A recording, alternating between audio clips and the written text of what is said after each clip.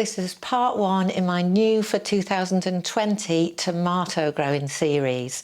So today we're going to learn how to sow seeds indoors.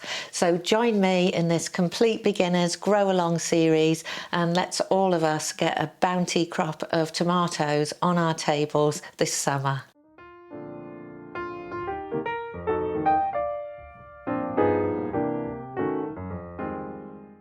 Hello and welcome back to Growing Frugal, and on this channel we're all about learning to live a lower cost life by growing food, by cooking creatively and by trying out different ways of saving money. And this new series for this year is all about how to grow tomatoes. And tomatoes are one of the crops that can be a real money saver to grow at home. They meet lots of my criteria for picking what to grow in a small garden.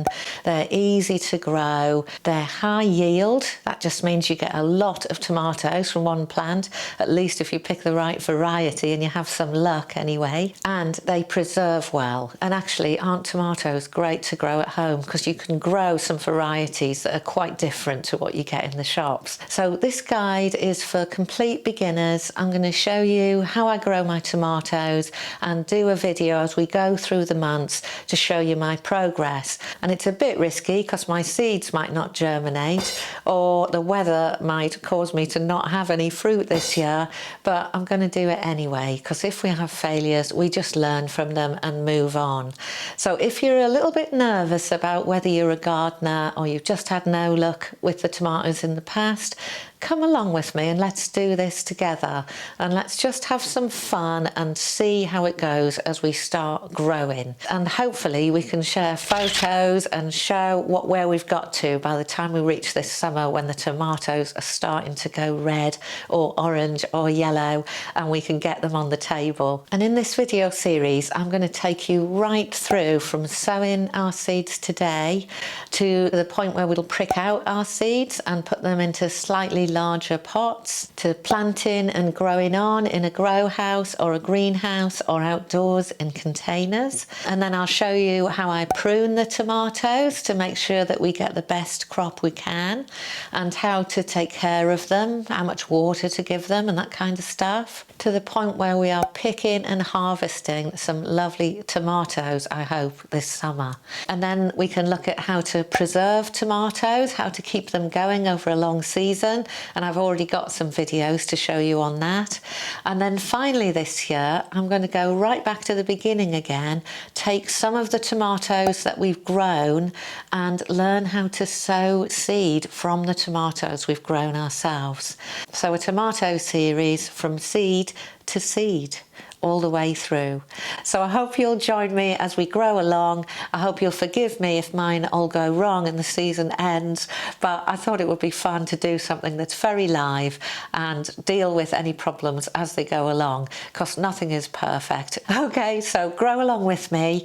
We're in mid-February now and I'm just sowing my seeds today, so there's still plenty of time to start your seeds indoors. And if you haven't got your stuff in, get it in quick and you'll be fine to start growing your own seeds up until March. And don't forget to subscribe and click the little bell so you get an alert every time I post a new video in this series. And I expect the next one to be in a couple of weeks, so the seeds should have started sprouting then, if I'm lucky with my germination. So keep checking in, subscribe to keep in touch. Let me know any tips and comments and questions as we go along in the comments below, and let's share what we learn.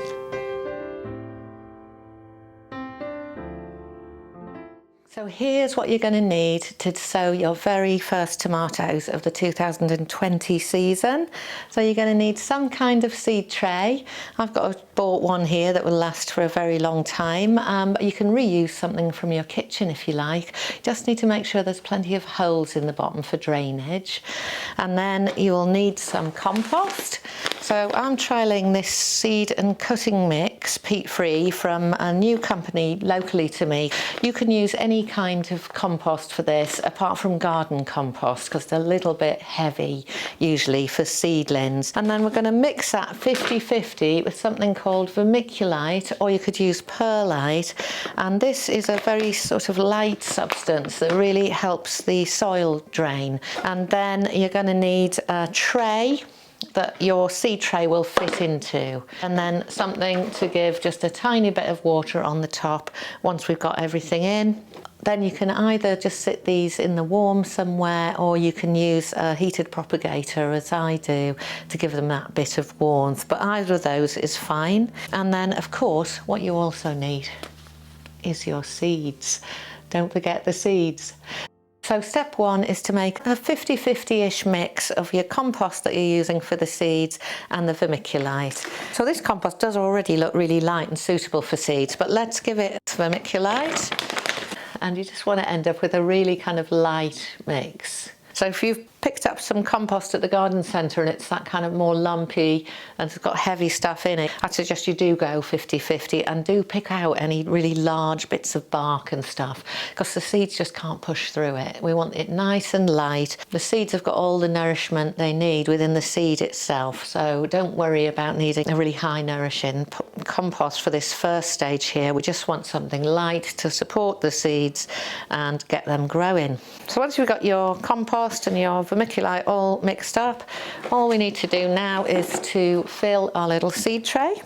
And I'm filling it to the top because it will sink down as it gets wet. And now my job is to get this compost wet, and the most successful way of doing that is to take a larger tray, get some water in there, and then we're going to let the seed compost stand in there for 20 minutes or so till it's sucked up most of the water. Okay, so we just left that for about 20 minutes, and now I can tell the water's all soaked in. And so all we need to do now is to sow some seeds. So I'm going to start with my Aurora bush tomatoes that I grew last year. So there's the seeds, and we're just going to spread these out in a little row in the green seed tray now.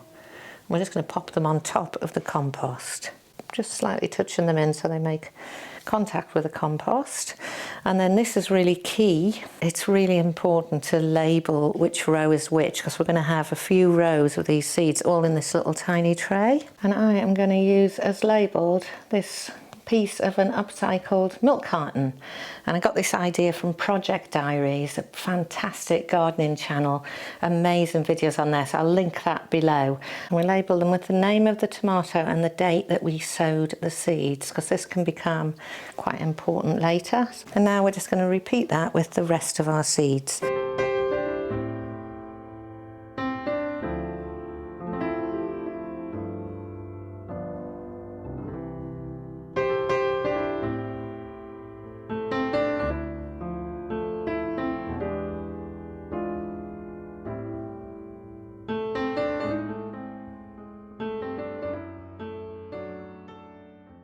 And now all I have to do is put a little layer of vermiculite on top.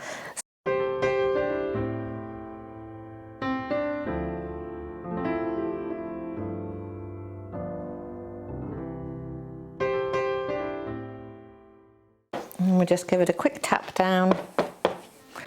Now I'm just going to give them a tiny bit of water, just being really careful not to dislodge the seeds.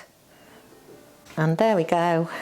It's as easy as that, starting to grow from seed, and these are ready now to go into the propagator or on a warm windowsill. If you haven't got a propagator or something with a lid, you can use a clear plastic bag to form a sort of mini greenhouse, and what that's doing is keeping the water inside. But if you're not doing that, keep a check on how heavy it is, and then if you feel it's getting light, just give them tiny bits of water as they grow. So there we are, the seeds are sown. We've got a nice light covering on top to give them the best chance of pushing through.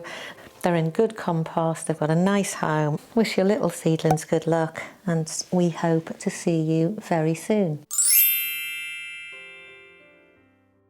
So what you'll need for next time is to gather together something that you can move the little seedlings into. So something like this module tray, or a tray of yoghurt pots where you've made a hole in the bottom. And then you will need some more of the compost and vermiculite mix. So have some of that ready. We're going to be filling these and pricking out the little tiny seedlings, which hopefully have arrived by then, and getting some of them into module trays to grow on. So there we go, our seeds are planted and into the propagator or somewhere warm to start their process to germination. So check out the next video in the series to learn how to prick out your little seedlings and get them into modules or small pots. And in the meantime, happy growing.